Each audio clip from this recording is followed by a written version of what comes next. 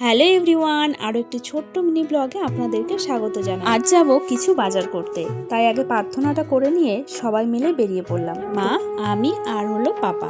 তো আমরা তিনজনেই আজ যাব, আর বাবা আসছে নিতে। এই দিকে দেখো পাপার কাণ্ডখানা, বেরোতে বেরোতে লোকের বাড়িতে চলে যাচ্ছে।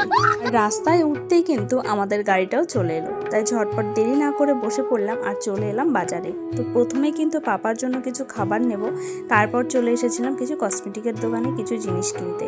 তারপর এখানে পোড়া মায়ের মন্দিরে একটুখানি প্রণাম করে বেরিয়ে পড়লাম আবার কিছু কেনাকাটা করতে। আর এখানে এলে না আমার ভীষণ ভালো লাগে, মনে হয় সব জিনিসই কিনে নেই।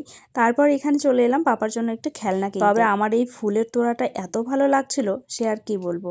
ঘরে জায়গা থাকলে ঠিক কিনে নিতাম। আর এদিকে পাপা তো ঘুরিয়ে ঘুরিয়ে দেখছিল ওর খেলনাগুলো, কোন জিনিসটা ও নেবে।